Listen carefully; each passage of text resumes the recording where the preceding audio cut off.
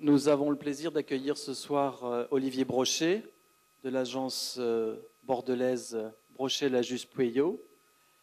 Et c'est un grand honneur pour nous de t'accueillir, Olivier, parce que l'école de Bordeaux, au sens large du terme, représente quelque chose d'important dans le paysage de l'architecture française. Depuis au moins les années 70, on appelait école de Bordeaux tout un ensemble d'architectes qui travaillaient dans un certain esprit que je qualifierais personnellement d'humanisme flegmatique. Je vous expliquerai pourquoi après. Et qui a commencé notamment avec les travaux d'un Pierre Lajus, d'un Sadirac, et qui se poursuit maintenant comme une espèce de tradition très fortement ancrée en Sud-Ouest, avec Olivier Brochet, Emmanuel Lajus, je vais dire Ficelle Pueyo, Christine, puisque je vous connais assez bien, et tout un ensemble d'autres architectes. On a connu le travail de Jacques Ondelat, celui aussi de Lacaton et Vassal, qui sont originaires de cette région.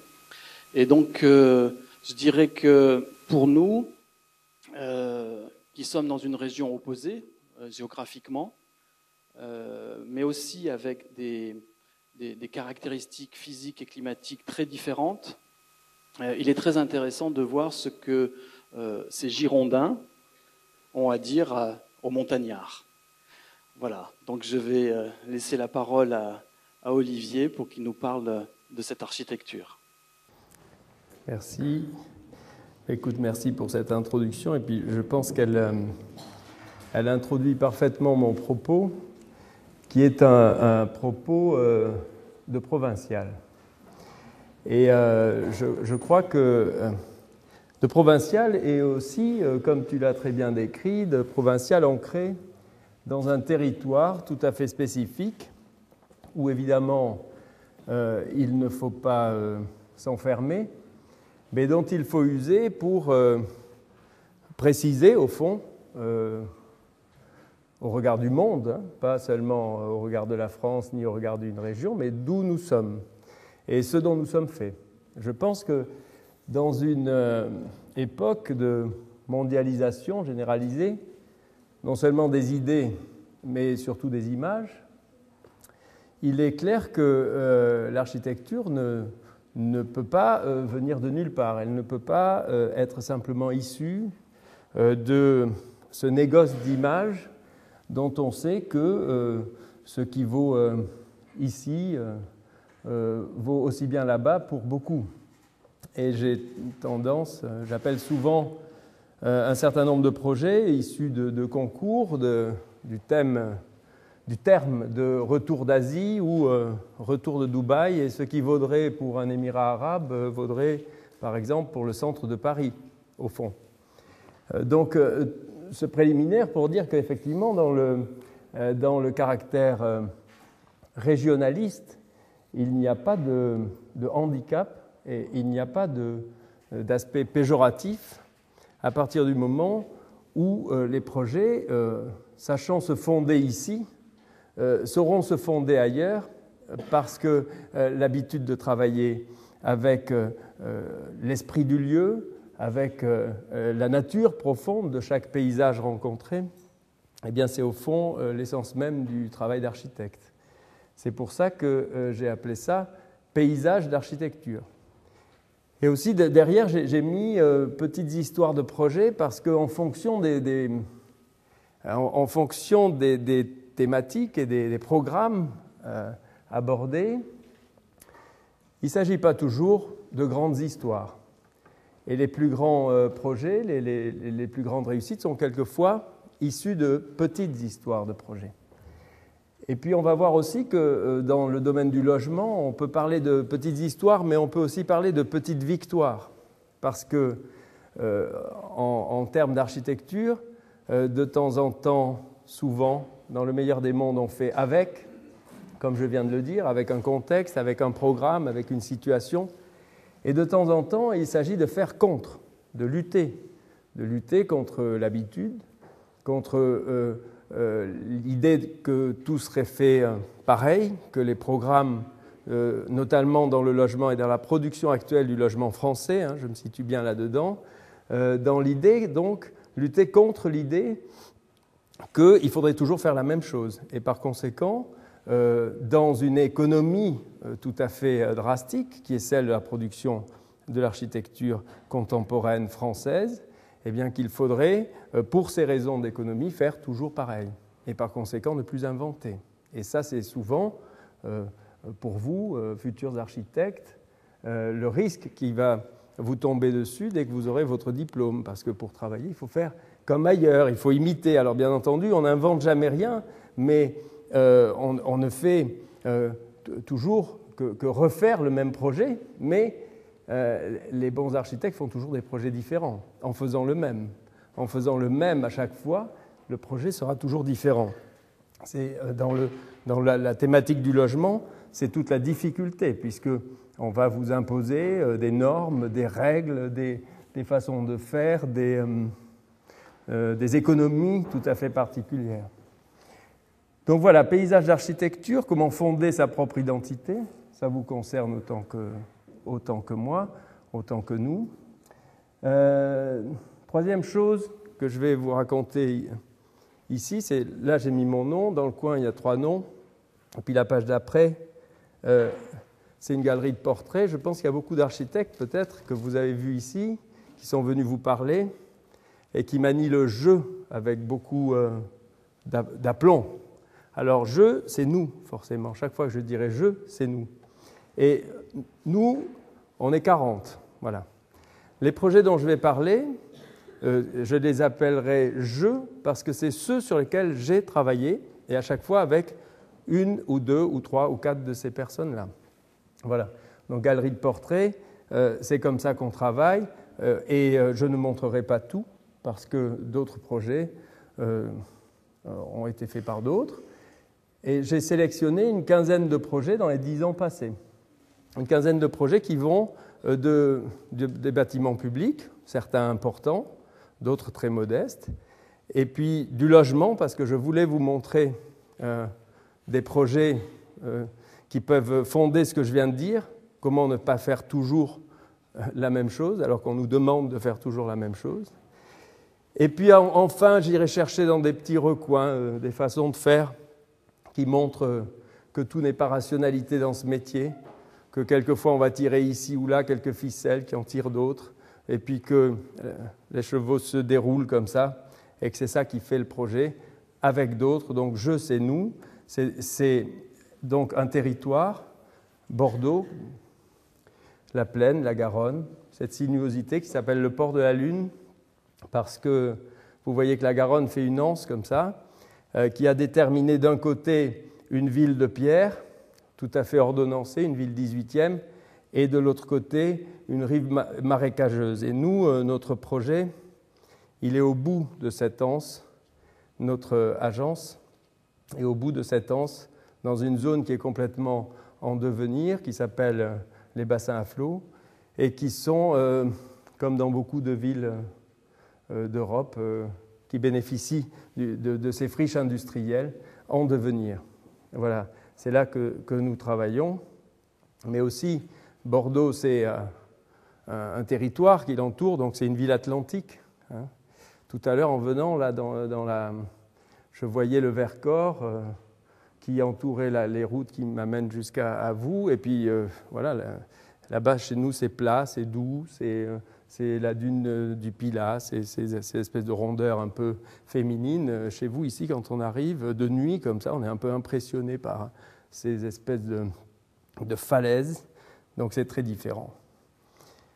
Voilà où on travaille. Ça, c'est dans ce quartier en reconstruction, en revalorisation, ces anciennes friches. On a investi un hangar de 9000 m² sur lequel on a mis notre agence sur un plateau de 600 m². Puis il y a plein de choses qui sont venues après. Il y a l'agence d'urbanisme, il y a des restaurants en bas, il y a des designers, il y a des ingénieurs, il y a d'autres architectes, il y a une galerie d'exposition, il y a un promoteur, Bouygues. Ça permet d'aller au bout du couloir quand même s'ils veulent nous faire travailler. Il y a un marchand de vin, c'est pas idiot. Voilà, il y a un tas de choses là-dedans et qui ont trouvé place dans un hangar qui devait être démoli et on en a suscité la conservation.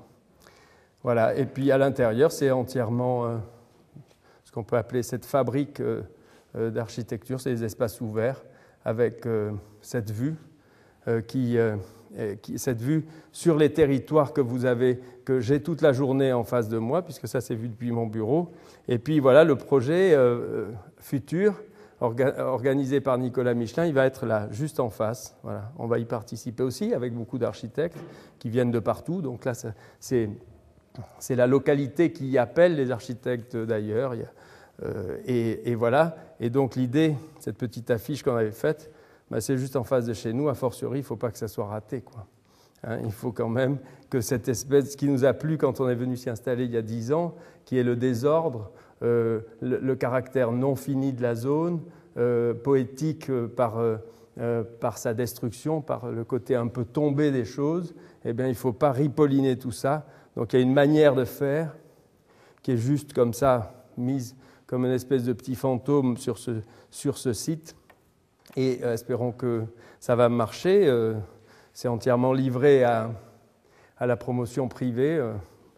C'est dangereux, mais il y a beaucoup d'exigences à tenir pour que ça soit bien fait. Donc les origines, autre chose, un architecte ne travaille jamais seul. Hein, donc j'associe à la présentation de mon travail les politiques, bien entendu. Et voilà, il se trouve qu'à l'origine, comme je suis un peu vieux, là j'ai 55 ans, mais moi je n'ai pas commencé avec Alain Juppé, j'ai commencé avec Jacques Chaban-Delmas. Vous voyez, donc c'est une autre époque, en train de recevoir le romancier Giscard d'Estaing dans la mairie de Bordeaux. Bon, c'est quand même le mec qui lui avait piqué la place, donc nous on pensait qu'on allait voir un président de la République, on a eu un Premier ministre, bon très bien. Et la personne que vous avez au centre de l'image, autre temps, autre mœurs, c'est Micheline Chaban-Delmas. Et Micheline Chaban-Delmas, c'est elle qui m'a fait travailler parce qu'à l'époque, il n'y avait pas d'adjoint à la culture. La culture, c'était la femme du maire, et puis tout va bien.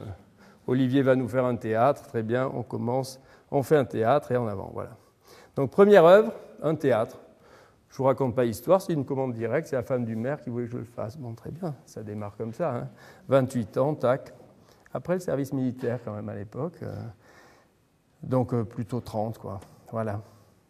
Et puis ça, le fait de travailler, vous voyez, sur cette matière-là qui est complètement spécifique de la ville de Bordeaux, cette ville de pierre, longtemps délaissée parce que Jacques Chaban-Delmas a quand même fait un mandat de trop, hein, donc il a vieilli et puis il a laissé la ville vieillir. Et puis après, Juppé a bien réveillé tout ça. Mais en tout cas, ça, c'est les images des choses qu'on avait faites du temps de Jacques Chaban-Delmas. Donc vous reconnaissez cette architecture des années 80, empreinte du postmodernisme qui pourrait revenir à la mode. Mais en tout cas, on a fait des choses bien dans les années 80 avec ces restes d'archéologie de l'architecture. Puis après, ça a bien sûr été dévoyé par des gens qui ont fait n'importe quoi. Mais ça, c'est ma première œuvre. Après, ça s'est transformé, ce travail sur l'existant, sur le patrimoine au sens considérable du terme. Après, on va l'élargir, la notion de patrimoine, on le voit avec les friches, mais ça, c'est la DRAC, donc ça, c'est très fondateur. C'est un projet où, finalement, on a été plus conservateur que ce qu'on nous demandait. Donc, c'est la conservation d'un îlot à l'époque, plutôt qu'un bâtiment, puisqu'il n'y avait que le petit portail qui est au bout qui était classé. On était en concours, justement, contre Jacques Ondelat à l'époque là-dessus, et nous, on a décidé de scier et de modeler les contours de cette muraille, de cette ancienne prison de femmes, pour en faire la direction des affaires culturelles et s'installer à l'intérieur. Et puis à l'intérieur, on a reproduit des formes antiques de charpente du XVIIe, et c'est ça qui a fait le projet. Voilà. Un projet finalement qui accepte de se frotter à l'existant avec et de respecter, de s'appuyer sur la nature du lieu dans ce qu'il a au fond d'historique et de respectable. Et puis même chose après un troisième projet dans ce même contexte comme ça, très proche du centre-ville, qui est la Cour des comptes, dans la cour d'un couvent où les années 50 avaient installé ici la bibliothèque municipale, bétonné tout ça, on a réouvert et on a vidé l'ensemble du bâtiment à l'époque. Et à l'intérieur de ça, on a construit un petit bâtiment de bois et de métal qui fait 3 niveaux et qui loge les bureaux de la Cour des comptes. Voilà. Donc j'ai mis ici à l'export parce que partant de là, l'export, bien sûr, c'est Paris. Partant de Bordeaux, on exporte un savoir-faire et puis il se trouve que c'est les choses que je vous ai montrées qui sont ici, qui sont complètement prises dans la force de l'architecture vénérable existante et ont fait qu'on a pu travailler sur des concours qui étaient basés sur la conservation et la réhabilitation de bâtiments. Alors je vais vous présenter 3 musées dans leurs murs, assez rapidement, parce que donc c'est le musée de l'Orangerie. Et puis à destination des étudiants, sur cette question de l'obéissance ou désobéissance à des programmes, etc., c'est très important parce que ce projet, qui est très important pour nous, on l'a gagné en disant non au moins 2 fois au programme. Le programme prévoyait, vous voyez cet axe que j'ai tracé sur cette image, c'est l'axe qui va de l'Arc du Carrousel jusqu'à la Défense en passant par l'Arc de Triomphe. Et puis il passe ici, place de la Concorde, et place de la Concorde, il passe exactement en symétrie entre l'Orangerie et puis la salle du jeu de paume de l'autre côté, qui forment 2 petits pavillons très modestes, très ténus, en tête de proue du Jardin des Tuileries.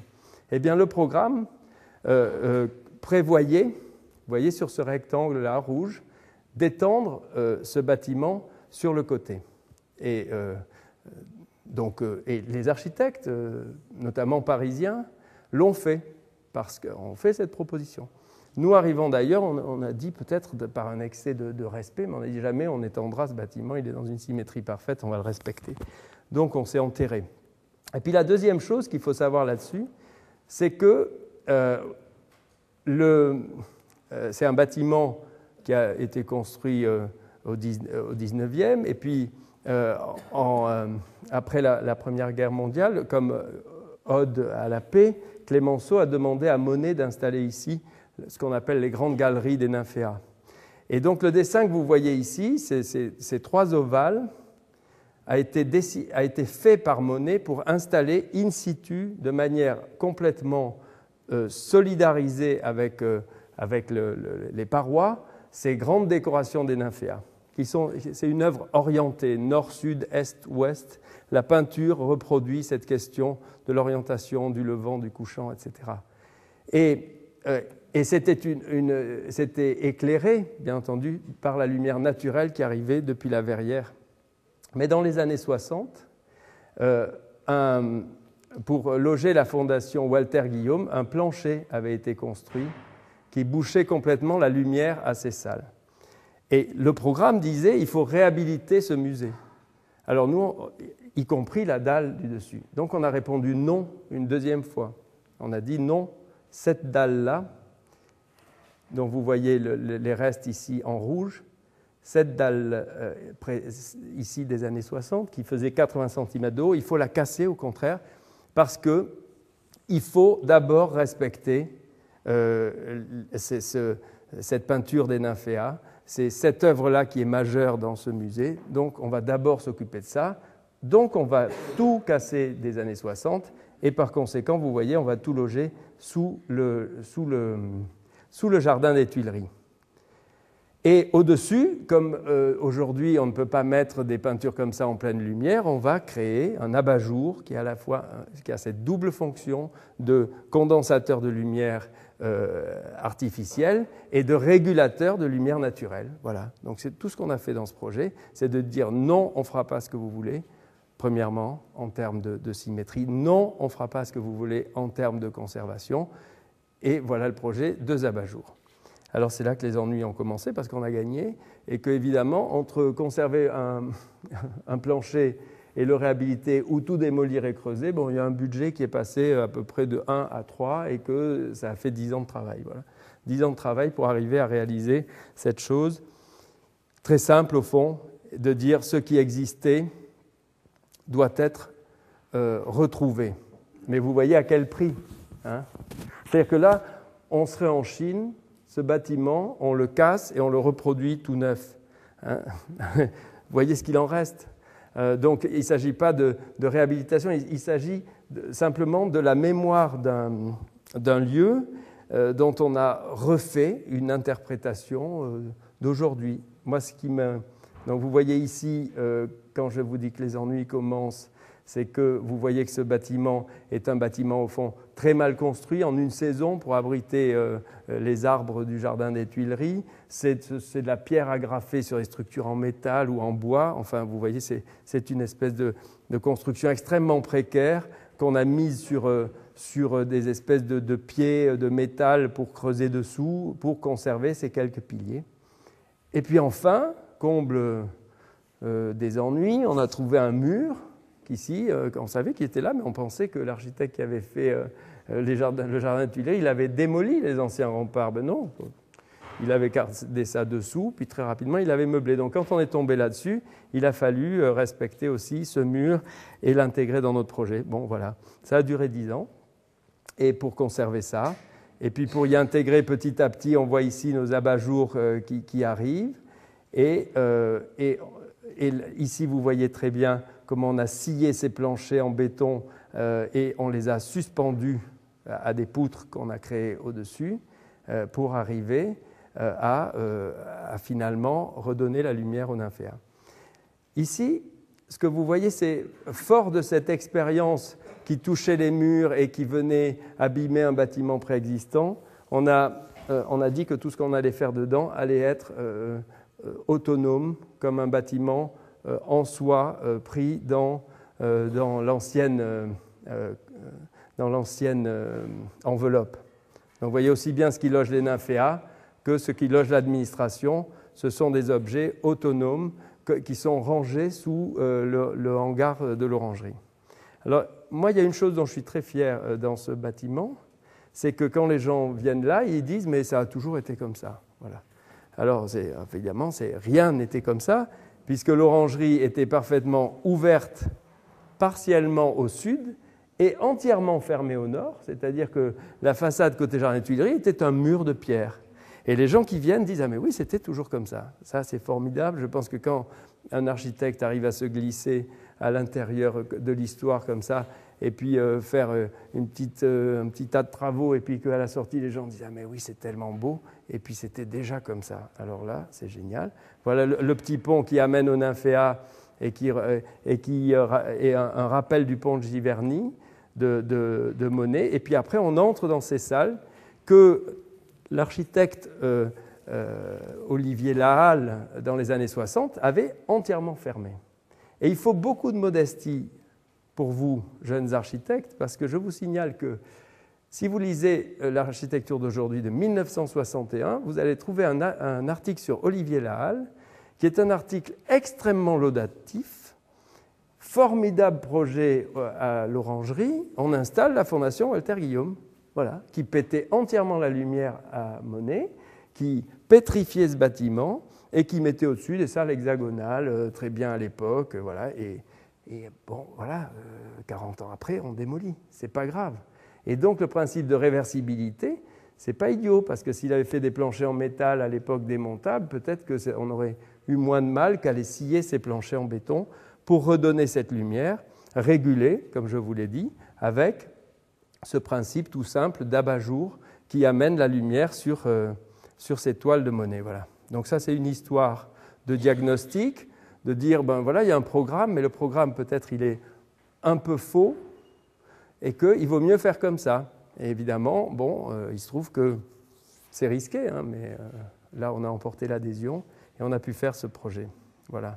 Et donc, une fois qu'on a fait cette chose pour les nymphéas, cet écrin pour les nymphéas, eh bien, dessous, on a creusé et on a mis la collection Walter Guillaume, les Picasso,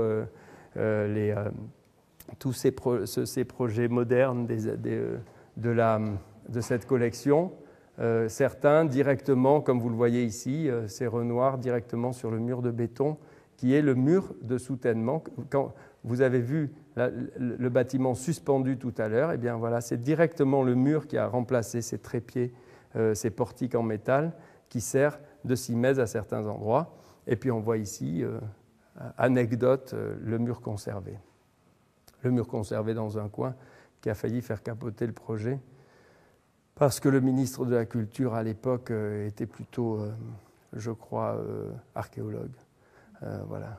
Donc il fallait respecter. Nous, on avait proposé de faire le relevé et puis de le démonter, mais on l'a conservé. Ça, c'est un autre projet, donc dans les 3 projets dans leur mur, un projet à Montpellier qui part d'une situation plus compliquée. C'est l'assemblage d'architecture du XVIIe au XIXe. Il y a le couvent des jésuites, il y a la bibliothèque du XIXe qui vient devant. Et donc c'est tout un assemblage, c'est un quartier dans lequel on devait organiser un musée et puis l'étendre pour une donation de Pierre Soulages. Alors, vous voyez la complexité du plan, et il s'agit ici de faire le net avec une idée toute simple, c'est-à-dire le sol de la ville est ici. Avant, on entrait par là, et puis ici, le sol des remparts, des douves, est à ce niveau-là. Et là, il y avait juste un petit escalier là-dedans. Donc, on a cassé ça, et on s'est logé, c'est-à-dire tout l'étage que vous voyez ici, a été rajouté sous le sol urbain de manière à pouvoir retourner l'entrée véritable, qui était une entrée secondaire, et entrer à la fois le chantier, mais aussi tout le public par là, et pouvoir venir là-dessous créer un véritable cœur du musée, enfin une architecture qui permet d'irriguer. Et puis aussi, là aussi, il y avait beaucoup de constructions des années 50-60 qui avaient envahi ces structures. On les a démolies pour recréer du vide.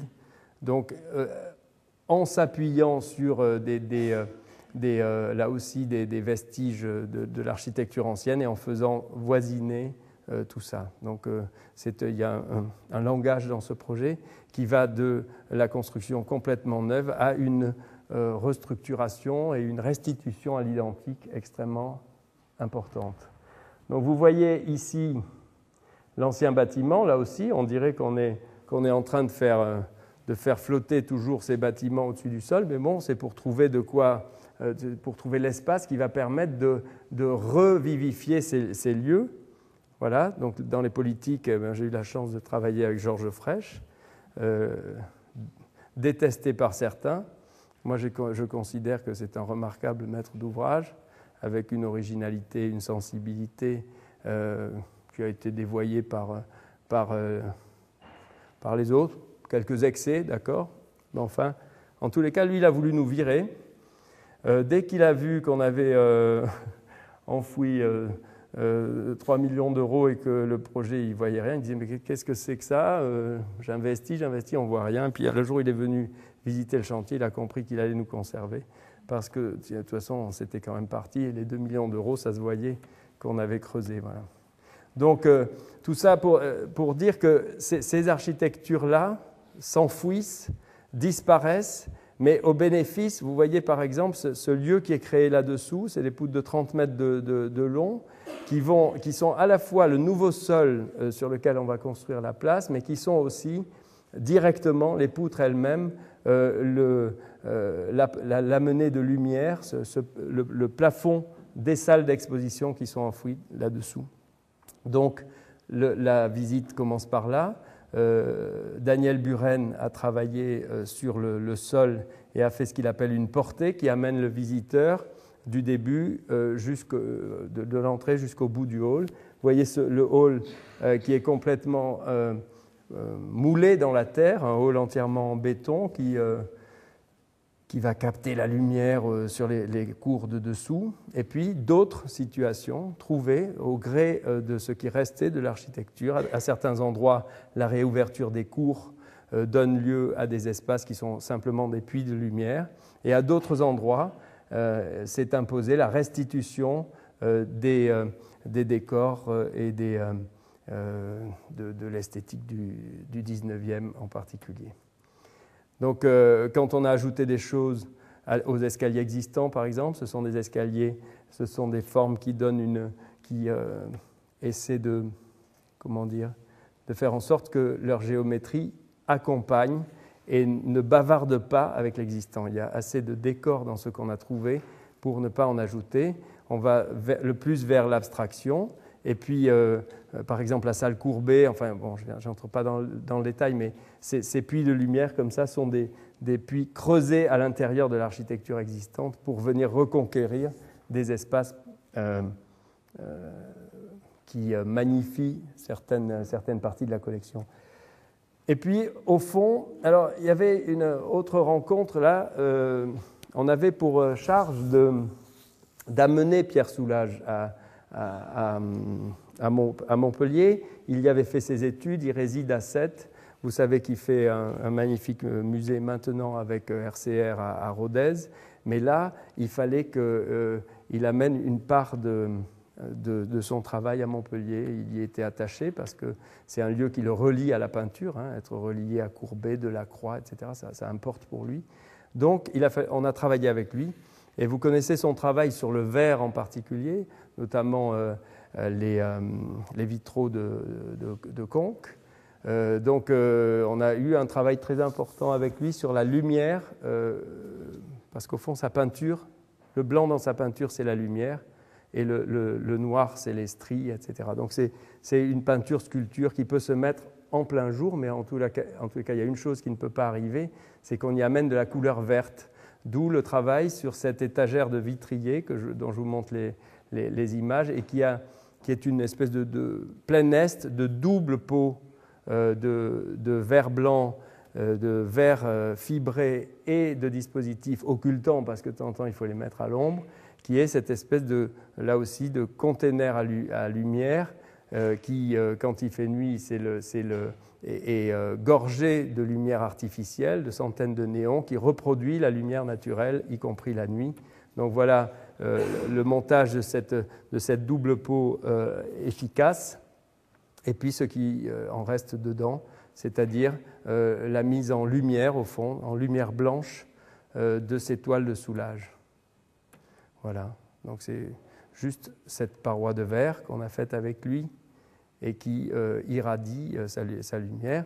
Je peux vous dire qu'on était assez attentif à ce qu'il allait penser, parce que je me disais, s'il entre et qu'il dit la couleur ne me va pas, on aurait eu les félicitations du patron Fraîche, hein, parce que ces toiles ne seraient jamais venues là. Il a donné tout ça, donc voilà, il donnait tout ça à condition que cet écrin soit celui qu'on a fait. Et on voit la place qu'on lui a donnée, qui est à la fois une place extrêmement visible, repérable dans son époque, mais aussi complètement, on a recherché ici une harmonie par la stéréotomie, par le lignage des pierres, par l'appareillage des pierres qui vaut pour l'appareillage des verres, et c'est tout à fait le travail qu'il avait fait à l'abbaye de Conques.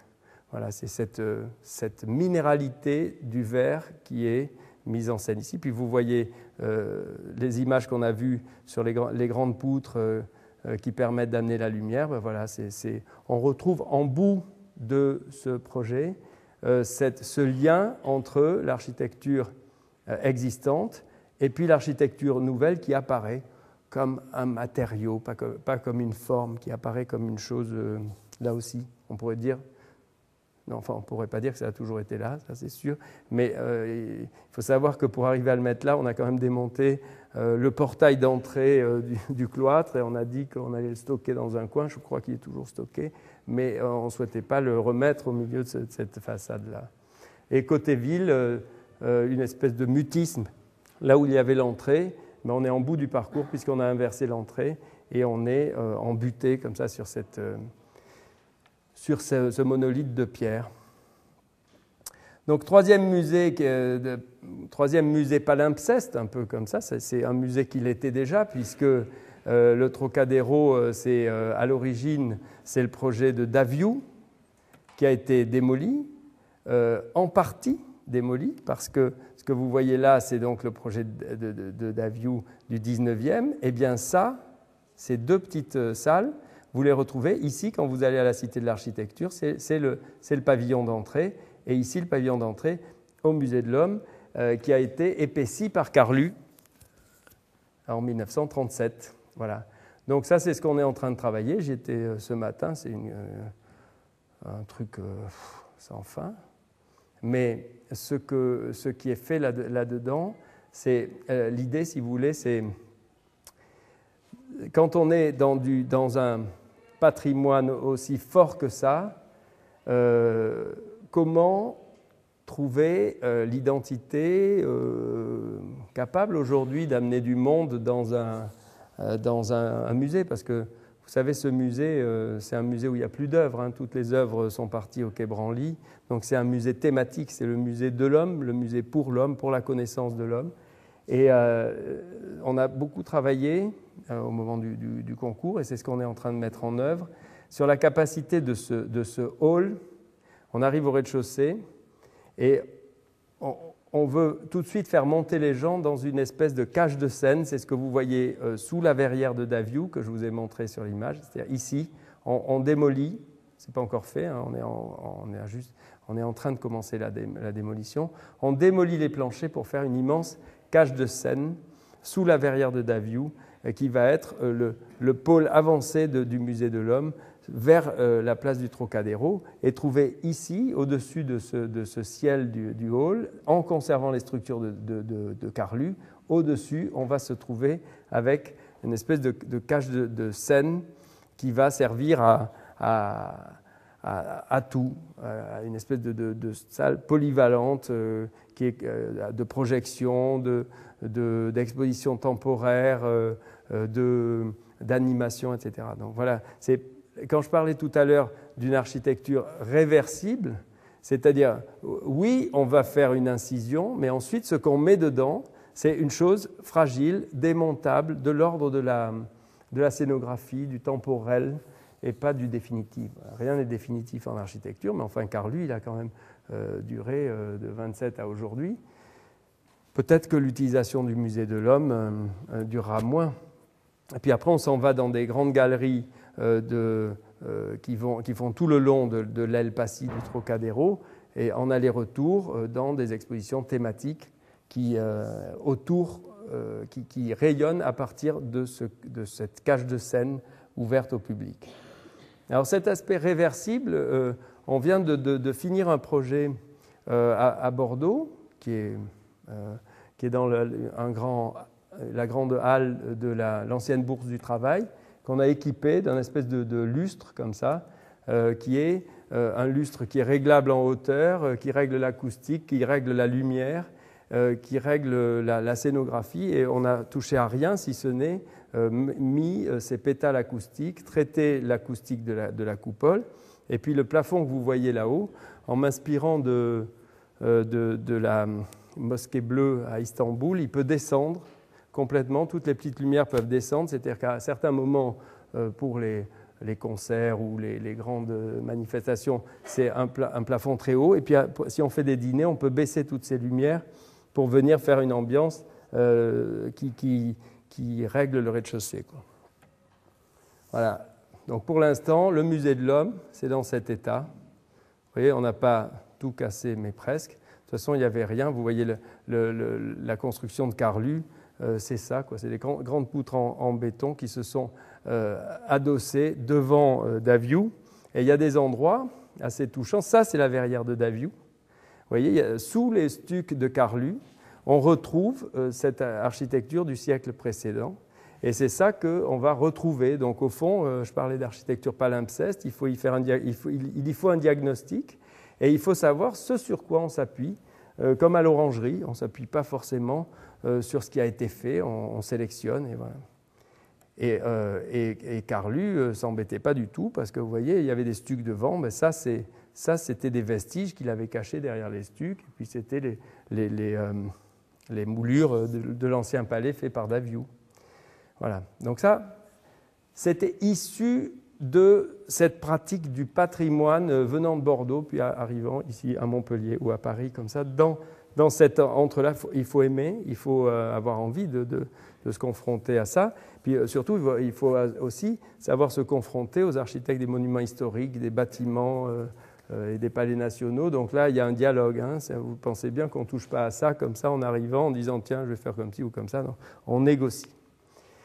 Ce dont je vais vous parler maintenant en tant que provincial d'une province, eh bien, il se trouve que la France est composée d'un tas de lieux dans lesquels on peut trouver effectivement des identités régionales, et il se trouve qu'on a fait quelques médiathèques, et qu'à chaque médiathèque qu'on a faite, je vais vous présenter rapidement comme ça la situation, le programme qui est toujours le même, le projet qui est toujours le même, et puis l'architecture qui n'est jamais identique. Voilà.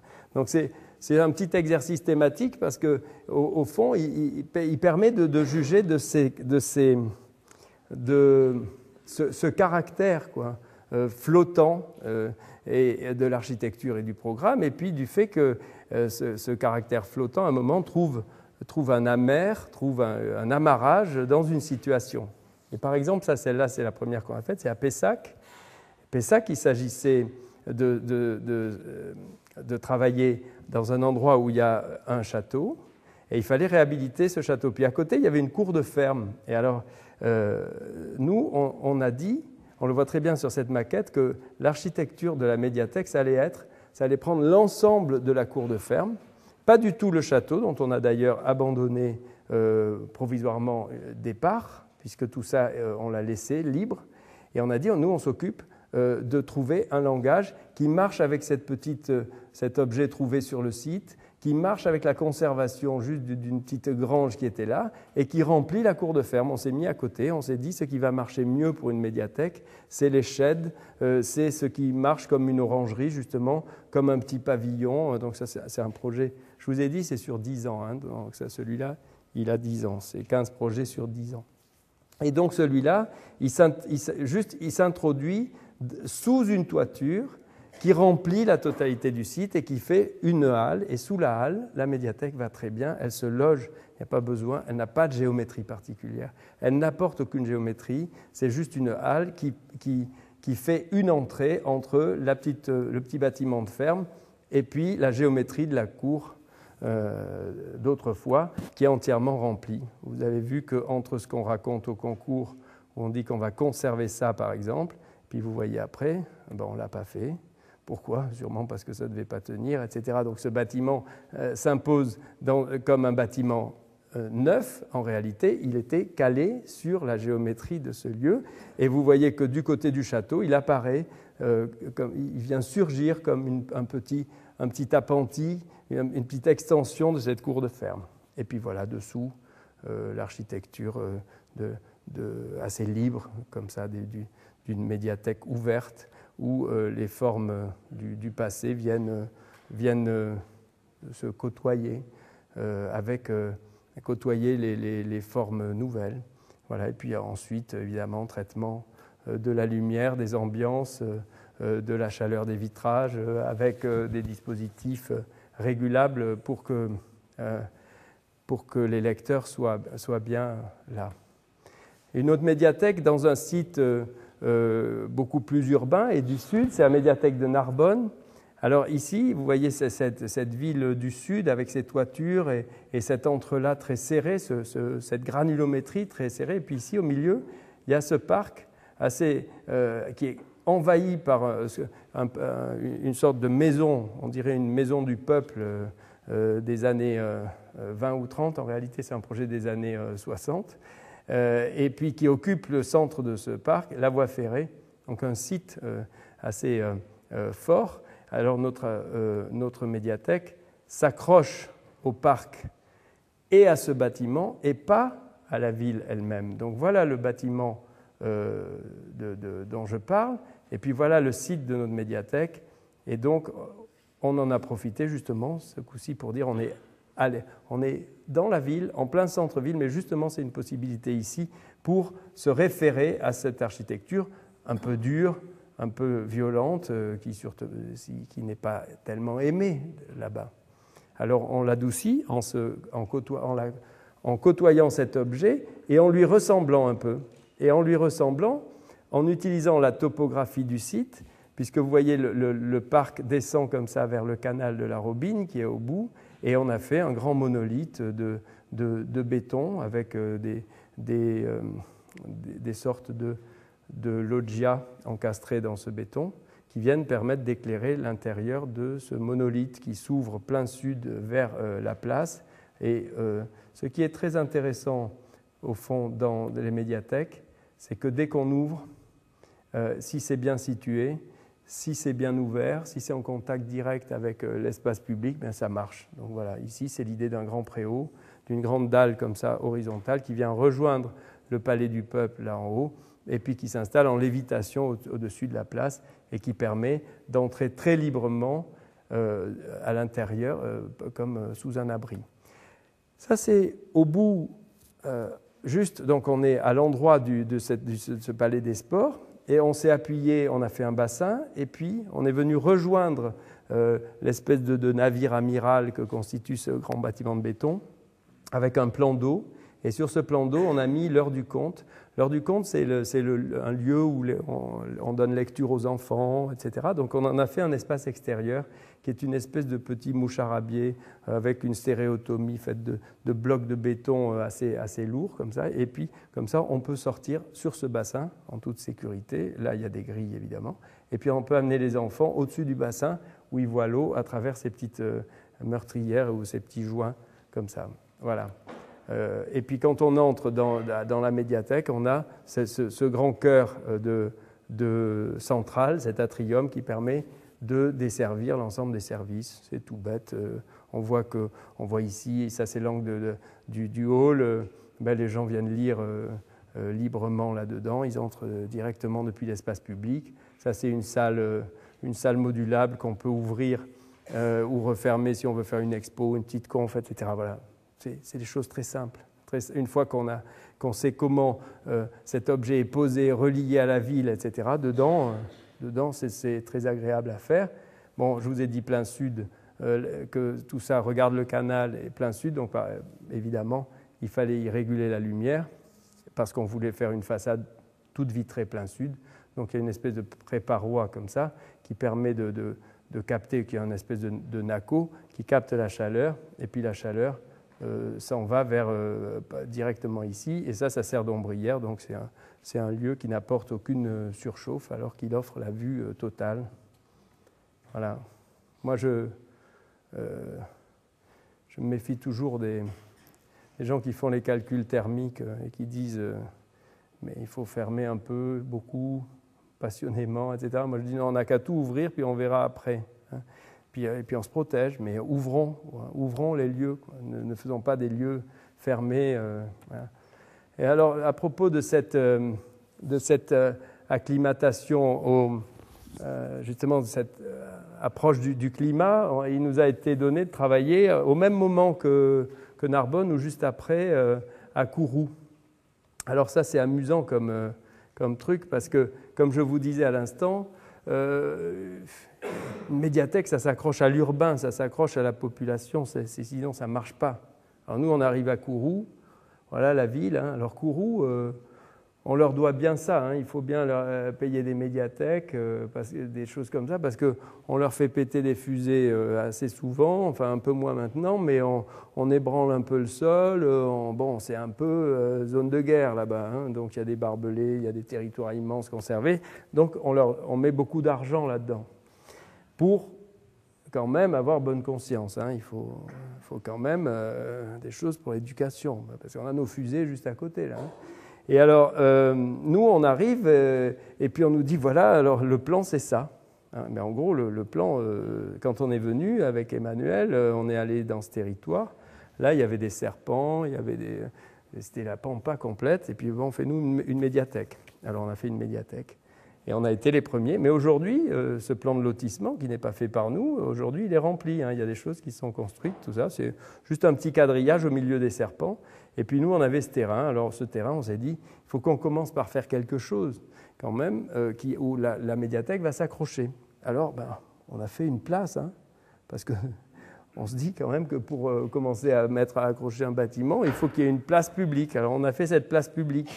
Et cette place publique, il faut qu'elle soit protégée, parce que sinon, une fois qu'on aura traversé tout ce terrain, donc il faut s'abriter.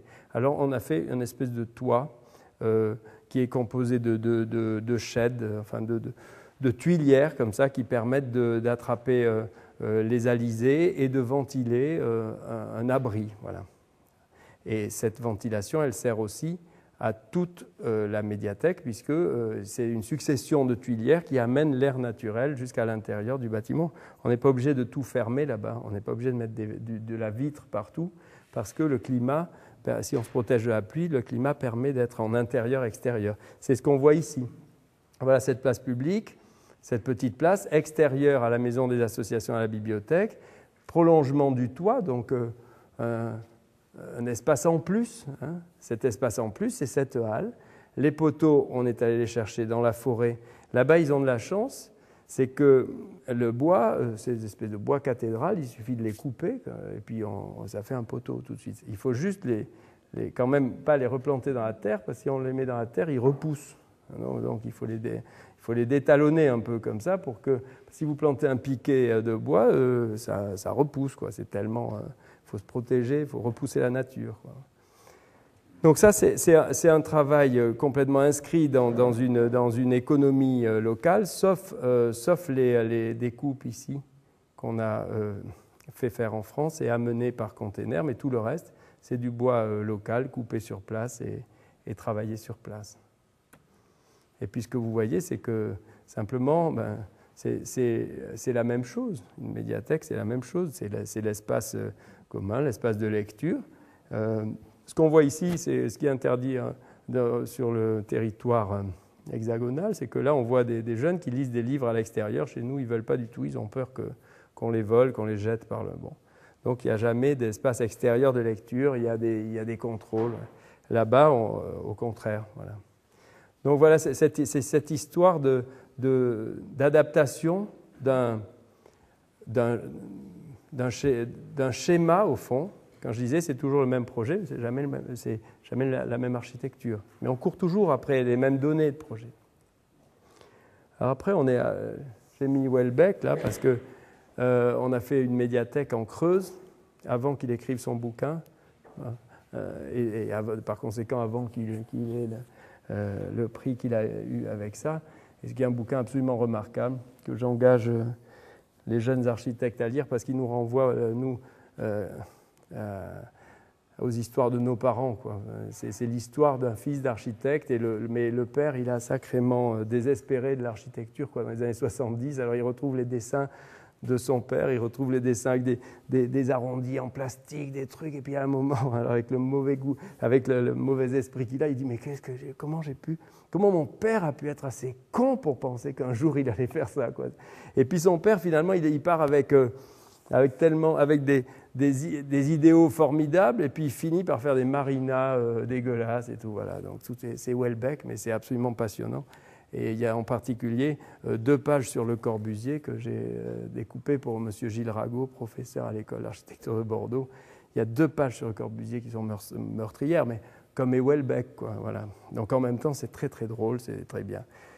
Mais heureusement que c'est drôle parce qu'il décrit la Creuse. Il décrit la Creuse comme elle est. Et les dernières pages du livre de Houellebecq, c'est un monument d'art contemporain. Il décrit le contraire de ce que je suis en train de raconter. C'est-à-dire, il arrive, et comme il a beaucoup réussi, lui, parce que lui, il est écrivain, il rachète 800 hectares autour de sa maison d'origine. Et puis sa maison d'origine, il la garde telle quelle, la maison. Et puis il décrit bien, il fait 10 mètres de bitume gris autour, comme ça, pour garder tel quel, quoi. Et puis qu'il n'y ait pas, puis voilà, rien, pas un jardin, rien ne vient amenuiser, rien ne vient être amène avec ça, voilà. Et j'aime bien cette vision complètement apocalyptique vue par un écrivain de ce qu'est l'architecture, de ce qu'est le patrimoine et les souvenirs, quoi, voilà. Alors, quand on arrive à Guéret, je peux vous garantir qu'on a cette impression un peu que là, c'est dur, quoi. C'est dur. Ça, c'est une rue, mais ce n'est pas une rue, c'est une route. Et puis à côté, il y a une piscine horrible. En face, il il y a des bâtiments des années 60 disgraciés, il n'y a rien. Ce n'est pas des rues, c'est des routes, c'est terrible, terrible. On se dit, qu'est-ce qu'on va faire? Et puis en haut, heureusement, il y a une déclivité. Et puis le terrain, c'est ce petit jardin-là. Alors lui, il est rescapé, vous voyez. Donc on s'est appuyé là-dessus pour faire un projet qui est conçu comme un jardin, comme 3 strates d'un jardin. C'est-à-dire qu'on a dit, depuis la route du bas, il faut quand même bien qu'on arrive, et puis depuis le haut aussi. Alors, on va faire des espèces de topographie. Le plan en haut, celui-là, c'est dessous. On va ranger les voitures, puis on va pouvoir monter depuis là. Et puis après, là, on se relie à l'espace public. Et puis, on va se mettre à l'intérieur d'une zone un peu protectrice, comme une membrane. Comme ça, l'espace public va rentrer là-dedans. Et puis après, au-dessus, on va monter un peu plus dans des sphères privées. Mais en tout cas, on veut se protéger du tour, comme il l'a fait avec son bitume de 10 mètres, mais de manière plus gentille, quoi. Voilà. En disant, on ne veut pas regarder les autres, mais quand même, si les autres nous regardent, il faut que ça soit attirant, parce que c'est un lieu public. Voilà. Donc, on a fait cette forme superposée de guitares, de morceaux de paysage plantés, et puis la membrane autour, elle se plie comme ça, et elle ouvre sur des petits jardins intérieurs qu'on voit là. Voilà. Donc, c'est une matière qui fait une enveloppe autour des fonctions de la médiathèque. Voilà.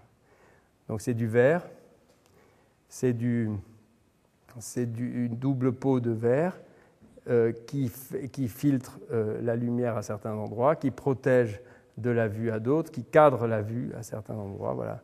Donc c'est cette espèce de superposition. Vous voyez que les poteaux se sont mis en biais pour laisser passer les voitures. Ils ne l'étaient pas au moment du concours. Donc tout ça se plie un peu pour laisser passer. La strate urbaine est bitumée. Enfin urbaine, voilà la rue en question. Donc le parking rentre dessous.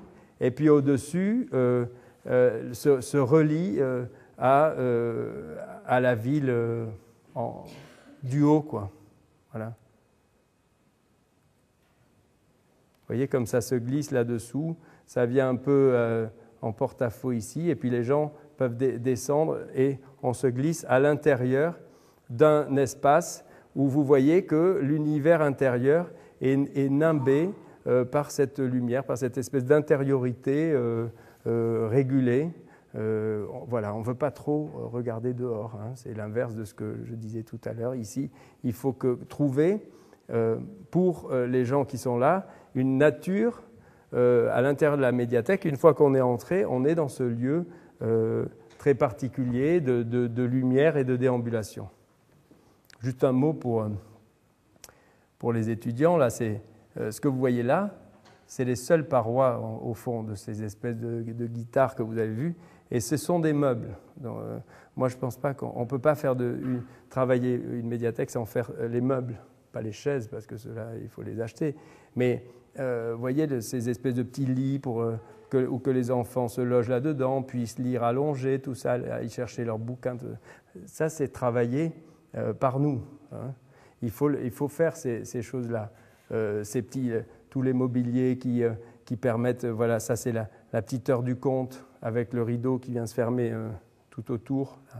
Voilà, on peut fermer ça comme un petit théâtre, on peut le laisser ouvert, on peut monter sur cette estrade.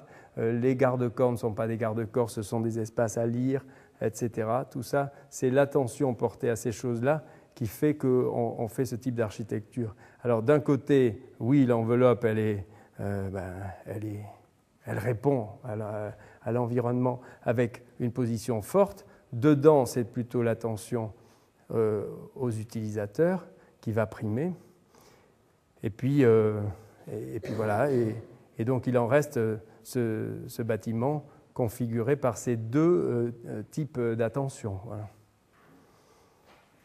Et cette plongée là, dans ces territoires divers montre que jamais on ne travaille dans des endroits forcément faciles. Ici, par exemple, à Lormont, c'est une zone en rue. Vous voyez tout ce que vous avez ici, ce sont des grandes cités des années 50-60 en voie de réhabilitation. Et puis au milieu, il y a un ancien petit parc qui est là avec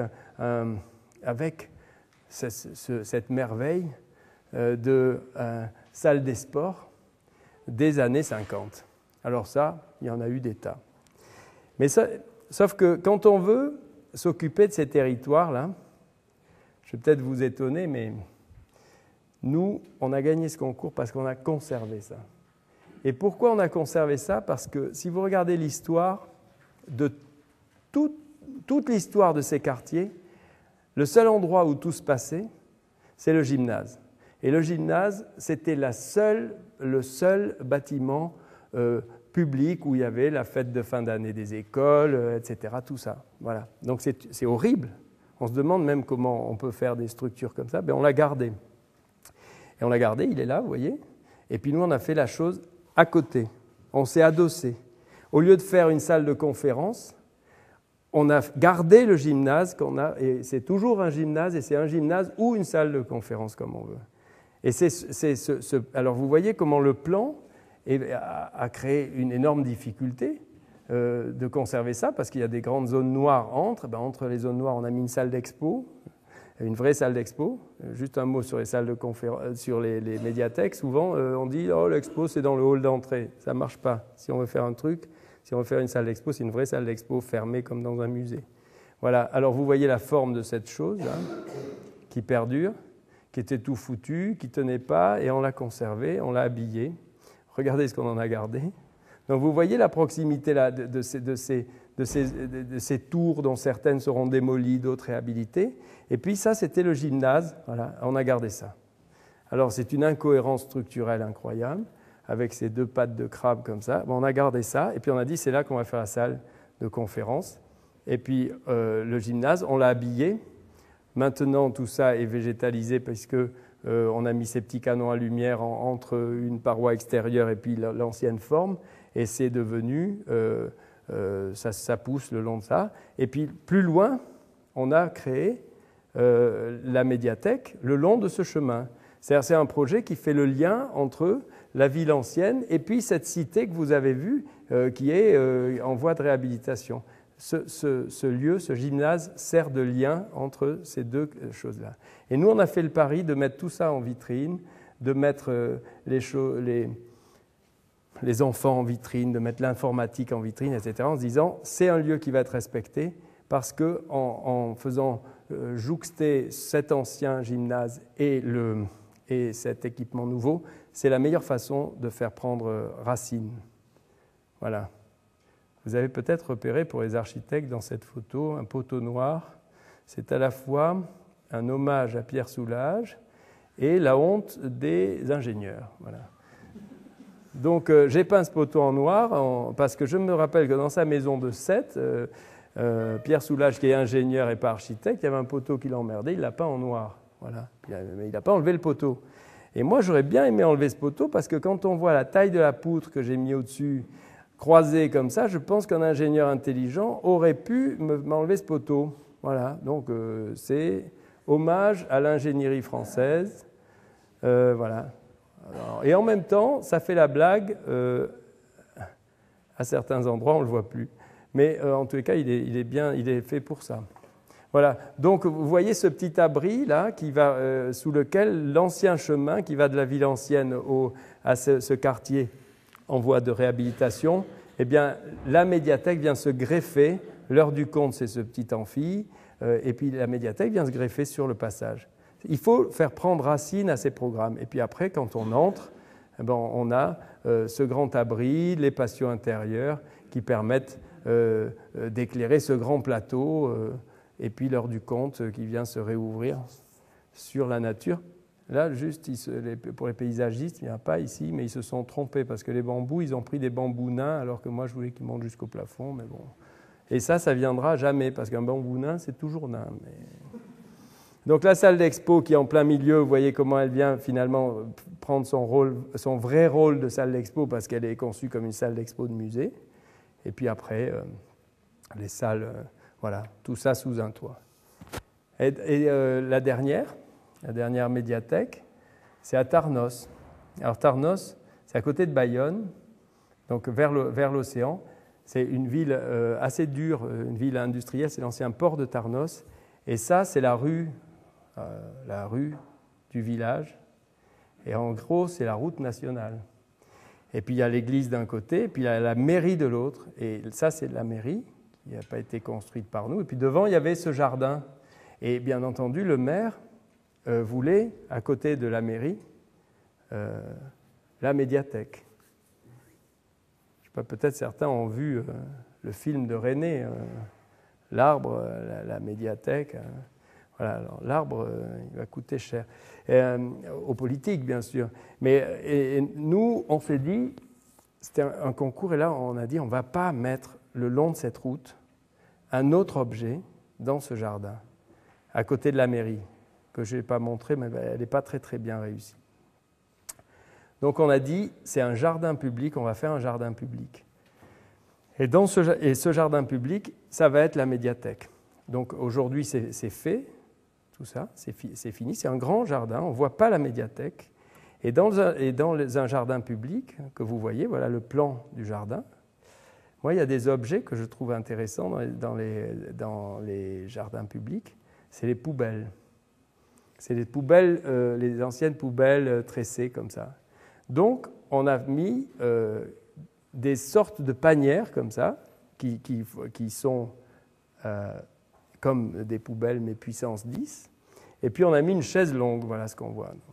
Donc, il y a une grande chaise longue, et puis des petites panières comme ça. Et ces panières, évidemment, vous l'avez compris, c'est les trous pour protéger, pour que les gens ne tombent pas dans les trous du jardin public, et puis qu'ils passent à côté, et qu'il y ait l'éclairage, soit en pleine terre, soit par verrière, soit par des petites saillies. Ça, c'est l'heure du compte à nouveau avec son petit chapeau de bois. Voilà. Et là, on est du côté de la mairie. On est dans le bureau du maire.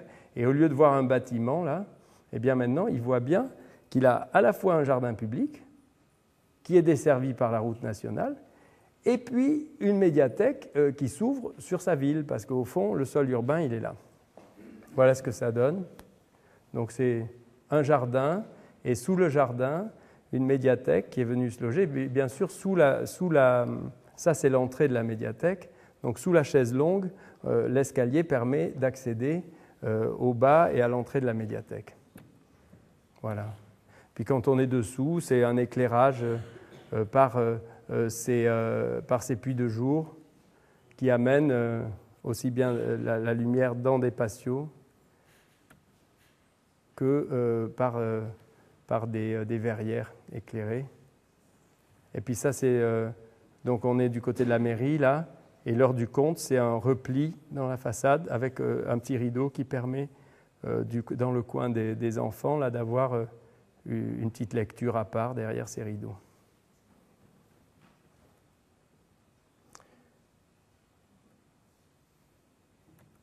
Voilà. Voilà à quoi ça ressemble. Donc voilà, ça c'était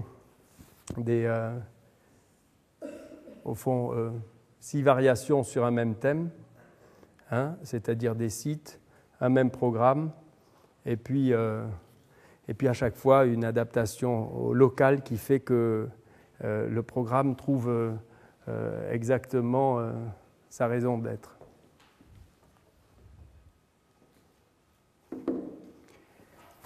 J'ai accéléré. Alors, je voulais vous parler de logement, parce que quand même, on ne peut pas parler d'architecture sans parler de logement. Je vais parler très rapidement de quelque chose que Pascal connaît bien, puisqu'il avait participé à ça. Mais je mets histoire de petite victoire, parce que, au fond, ce que je vous ai dit tout à l'heure, c'est que d'abord, il faut réfléchir à des choses très, très ambitieuses. Et puis ensuite, je veux vous montrer en quoi ça instille à l'intérieur de nos projets des vraies actions, des vraies améliorations. Ici, ça c'est un travail pour lequel, avec Pascal et d'autres, et Olavi, on avait été consultés par la Cité de l'Architecture pour faire un habitat éco-responsable. Donc c'était une situation où ce que je veux vous montrer, c'était sur l'avenue du Maréchal de Lattre, en face du jardin Albert Kahn, et on avait à travailler sur un immeuble. Et dans cet immeuble, ce qu'on avait développé, c'était au fond le fait que la ville, la mixité, l'activité collective montait jusque dans les étages de l'immeuble. Et au fond, il y avait à la fois une partie privée fixe à l'avant, côté avenue, et puis derrière, il y avait des espaces partagés qui pouvaient être des pièces modulables pour l'un, pour l'autre, mais aussi des services ajoutés, une garderie, une salle de musique, une salle à manger sur le toit, etc. Donc cette espèce de rêve d'une architecture à la fois qui avait des raisons de se construire au regard de l'économie d'énergie, mais pas seulement ça, qui était une proposition qui était un condensateur d'activités collectives urbaines jusque dans les étages avec ses fonctions partagées ou associables à un logement ou à un autre. Voilà, donc c'était... ça avait été une très bonne occasion, cette exposition, de développer une sorte d'urbanité en hauteur et de complexité sans lesquelles on se retrouve dans l'éternelle marche en avant depuis le hall d'entrée, la sonnette, le couloir et puis la porte.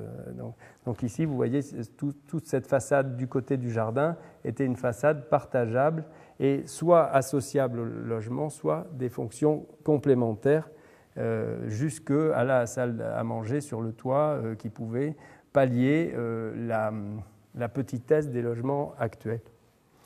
Donc, cette recherche qu'on avait menée, qui était une recherche parmi d'autres, et l'essentiel étant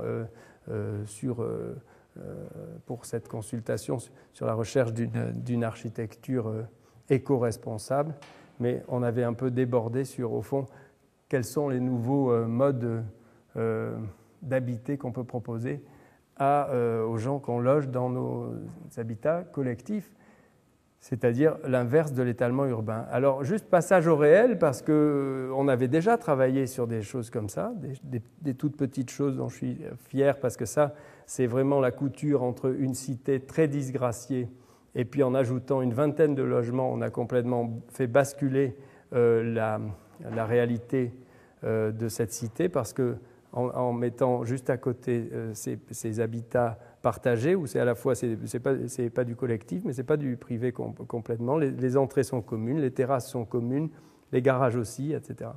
Ça, c'était un travail qu'on avait fait de coursive dans la ZAC d'Asnières que Port Parc dirigeait. Ici, un projet à Bègles qu'on est en train de construire, mais qui s'est totalement écroulé du côté de ce qu'on voulait faire ici, c'est-à-dire du public qui montait sur cette façade. Je crois qu'on n'y arrivera pas. Et donc, ce qui est possible sur ces images de référence et après lesquelles on court, au fond, il faut pousser le trait loin pour arriver à ces petites victoires. Et par exemple, issu de cette consultation pour la paracité de l'architecture, ça c'est un projet qu'on est en train de réaliser. Et vous voyez que ce qui reste de des premières intentions, c'est ces coursives avec des espèces de rangements extérieurs affectés à chaque logement, mais qui ne sont pas directement accolés au logement, ce qui fait que, partant du parking qui utilise la topographie, on monte dans les étages.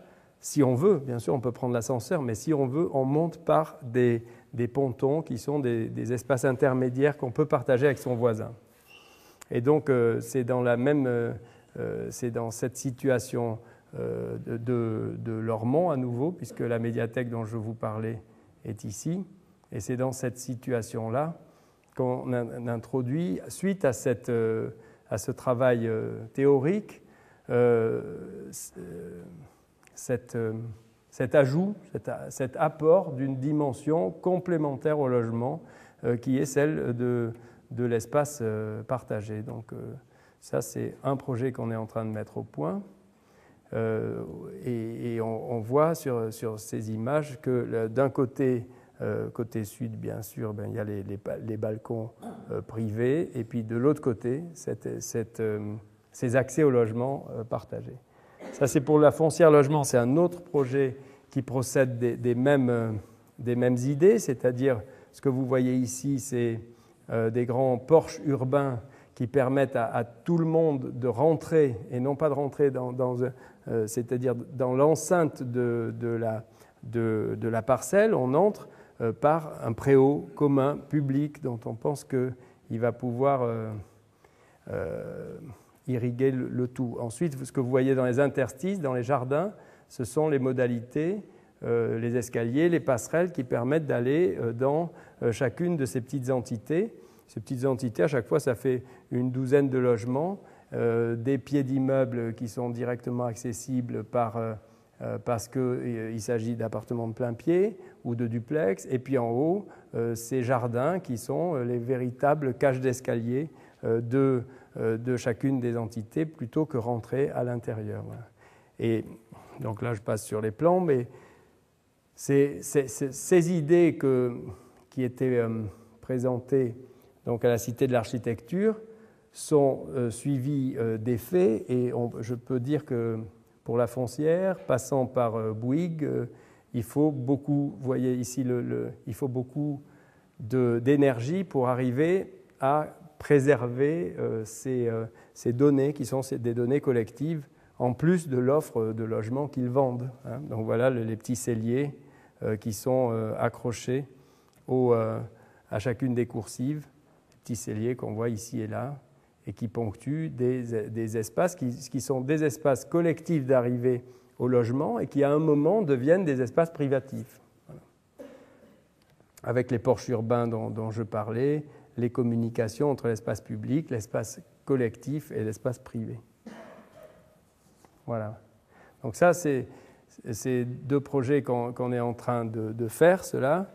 Ça, c'est un projet à Bayonne pour la ZAC du Séquet qu'on a perdu, mais sur lequel on développait des espèces de grandes maisonnées avec, dans les interstices, les ruptures entre les corps de bâtiments, on trouve à la fois les lieux de vie extérieurs pour les habitants, mais aussi les accès au logement. Voilà, c'est ces espèces de rues verticales qu'on a développées dans les trois projets que je viens de vous montrer. Celui-là, on l'a perdu. Et donc, on voit ici la volonté de créer ces espaces intermédiaires qui permettent d'amener au logement eux-mêmes. Voilà.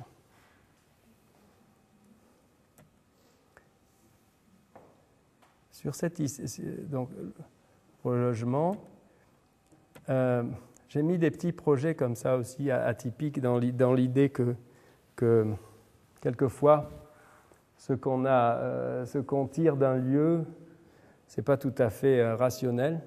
Donc j'ai juste cette petite histoire sur Nuku'iva, où tout n'est pas rationalité. Nuku'iva, c'est une île des Marquises.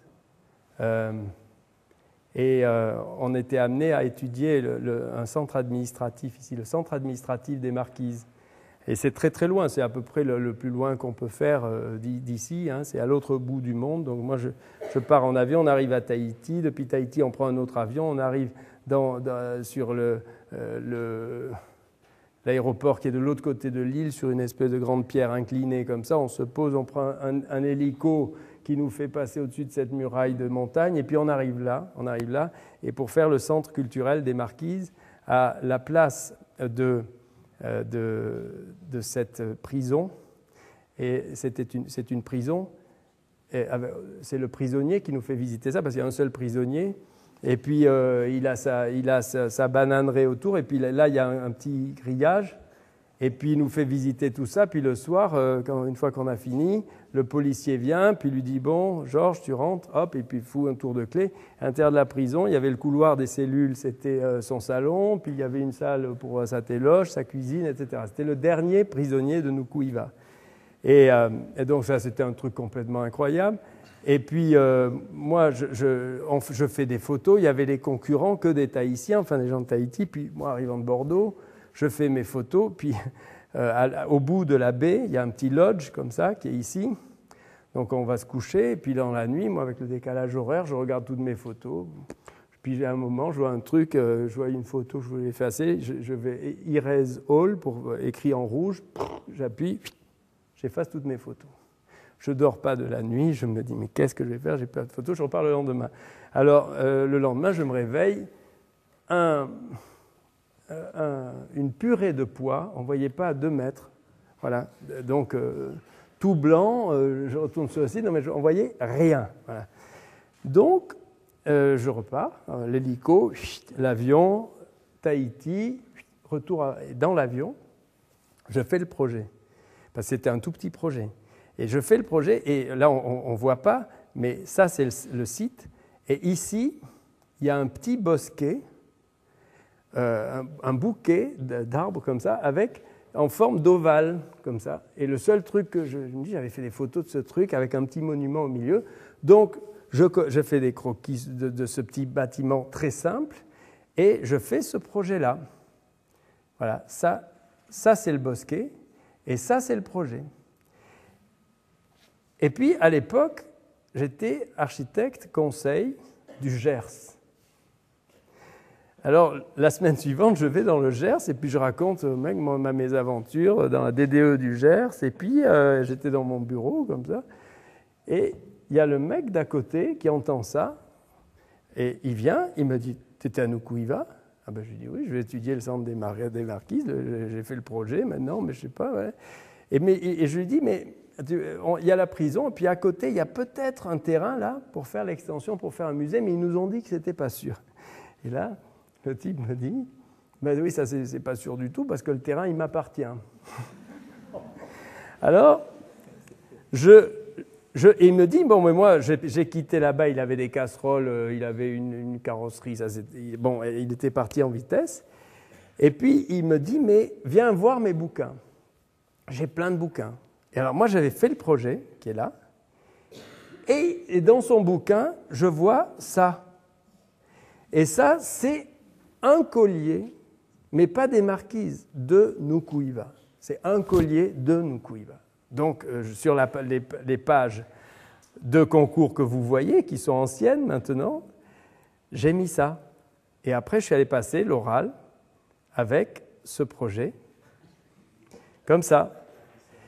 Et le maire de Nukuiva, c'est M. Lucien Kimitete, qui est un jeune monsieur, 40 balais, haut comme ça, en short, le grand bâton comme ça. Et là, on passe l'oral parce qu'il y avait encore des oraux. Mais bien sûr, c'était compté sans Gaston Floss. Gaston Floss, le président, lui, voulait une maison coloniale. Alors, on passe l'oral, et à l'issue de l'oral, le maire a dit à Gaston Floss, mais notre projet, c'est celui-là. Voilà, c'est celui-là. Nous, c'est ça. Et donc, il a annulé le concours, Gaston Floss, parce que lui, il ne voulait pas du tout de ce truc-là, qui est fortement identitaire, complètement inscrit dans le lieu par je ne sais quel truc idiot. Un bosquet, ça fait un bâtiment, ça fait une coursive, un bosquet, ça fait une coursive, et puis au fin fond du Gers, c'est aussi un collier complètement symbolique de trucs de magie qu'ils n'ont pas lâché. Donc, ils m'ont reconvoqué 8 jours après à l'autre bout du monde, et j'y suis pas allé parce que quand même faire un deuxième oral avec cette raclure-là, c'était pas la peine.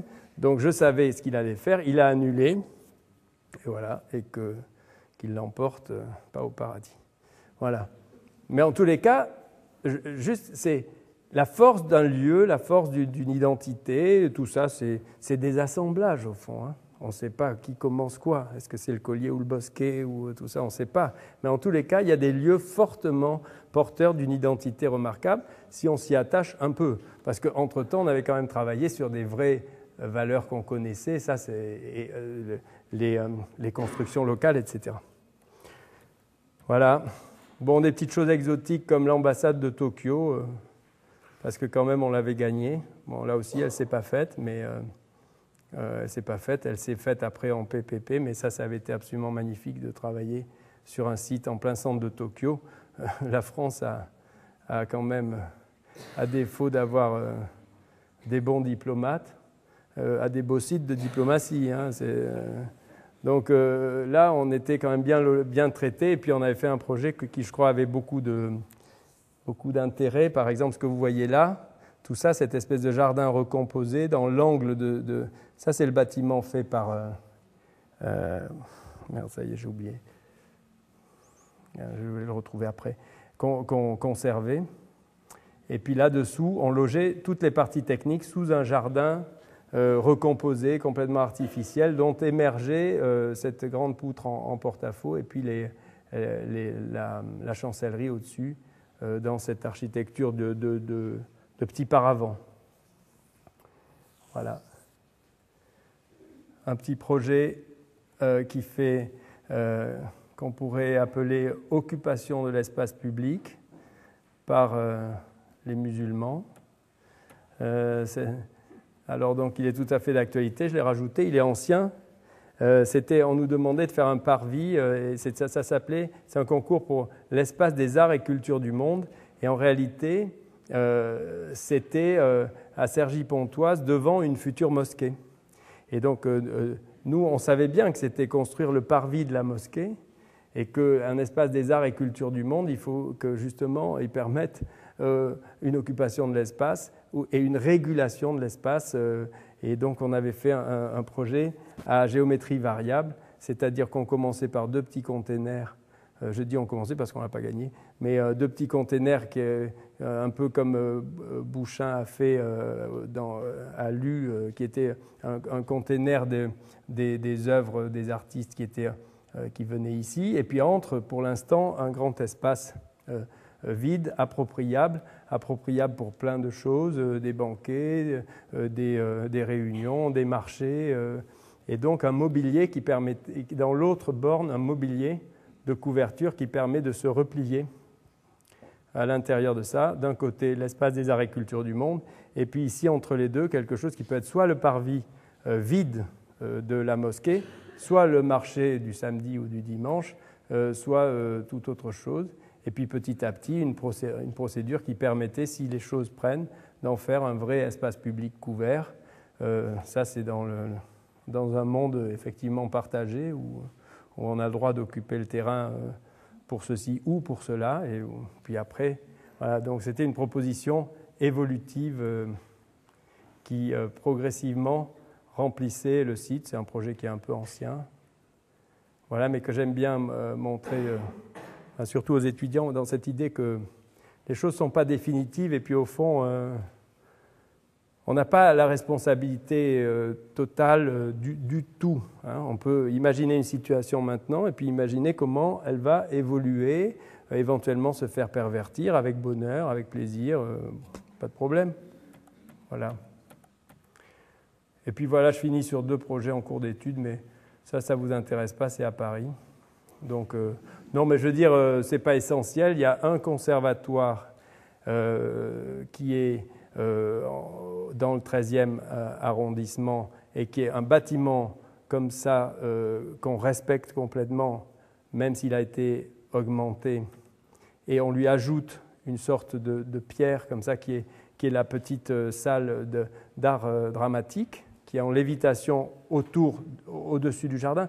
C'est des bâtiments qui sont vus comme ça, parce que la tour du 13e, là à côté, elle fait 20 étages. Hein, donc c'est effectivement vu comme ça. C'est un cœur d'îlot. Et puis, juste, on a organisé un petit passage entre les deux. Et ce passage, c'est des poutres enductales qui vont faire une petite verrière au-dessus d'un atrium, là aussi qu'on a rajouté au programme, et qui sert de lien entre ce qui est complètement ouvert au public et ce qui va être le conservatoire. Au lieu d'avoir des portes, on a une douve, et cette douve, elle est restituée au conservatoire. Voilà. Et puis, il y a la petite salle d'art dramatique qui est prise dans cette résille, avec des parties éclairées, des parties opaques. Et ici, c'est un lot à construire, quoi. Voilà. Donc, vous voyez, on est engoncé et on apparaît juste par cette petite présence-là, qui est juste une salle, enfin, un département. Hein. Salle de répétition qui vient se greffer comme ça. Et tout le reste est absolument réhabilité. Et on a créé ce petit chemin entre les deux. Voilà. Et puis une autre chose qui est en cours, que je trouve une situation remarquable, mais c'était vraiment à destination des Parisiens, pour leur dire Ris-Orangis, c'est aussi dans le Grand Paris. Ne l'oubliez pas, Ris-Orangis, c'est quelque part. Alors, parce que quelquefois, quand on vit trop dans un monde qui est ethnocentré, au-delà de la première couronne, il n'y a plus rien, quoi. Donc on peut faire un conservatoire là-dedans, mais dans la deuxième couronne, où pour aller là-bas, il faut vraiment 1 heure de RER qui pue, avec très mal traité, très mal organisé, dont le Grand Paris se fout totalement, etc. On arrive à Ris-Orangis, et à Ris-Orangis, c'est ça, hein. C'est des ruines, voilà. Donc nous, on travaille là-bas, et il se trouve qu'on travaille pour une chose, ça c'est le plan actuel, c'est une salle de rock mythique. Rita Mitsuko a commencé là-dedans. Vous voyez, c'est un assemblage complètement chaotique de choses qui ne sont pas de l'architecture. Voilà. On pourrait dire que c'est vraiment rien. Mais il y a un mec qui s'appelle Thierry Mandon, qui est le maire de Ris-Orangis, qui n'est pas le genre de socialiste qui parle haut et fort au plan national. Et d'ailleurs, ils l'ont complètement massacré parce que les gens comme Valls ne veulent pas autour des gens qui pourraient faire remarquer qu'ils travaillent très bien pour la population.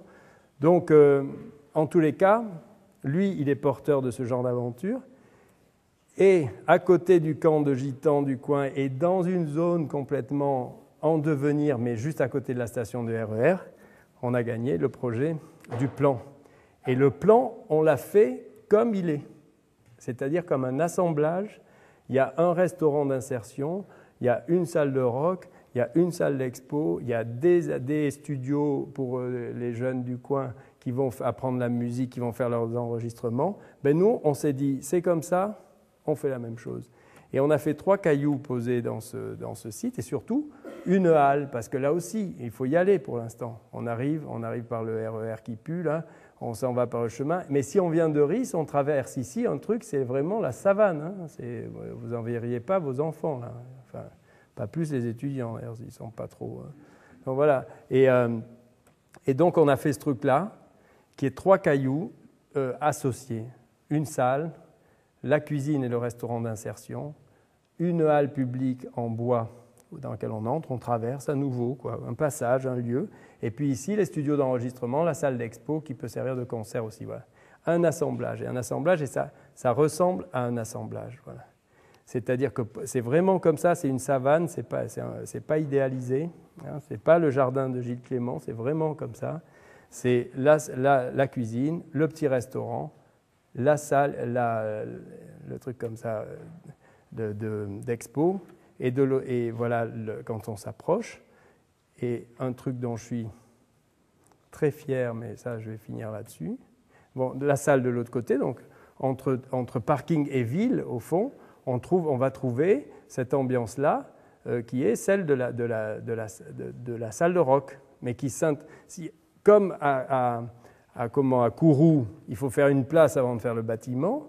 À Ris, même s'il n'y a rien qui arrive, il faut faire une rue avant de mettre les choses autour, sinon ça ne marchera pas. Voilà. Enfin, ça marchera, mais moins bien.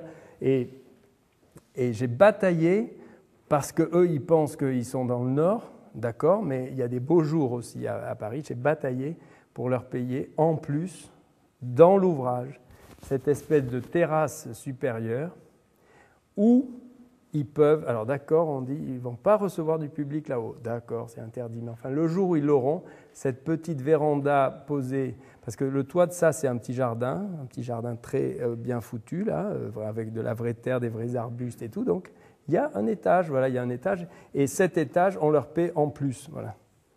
Et au-dessus de cette salle, donc, il y a cette espèce, je finis sur cette image, parce qu'elle est volontairement,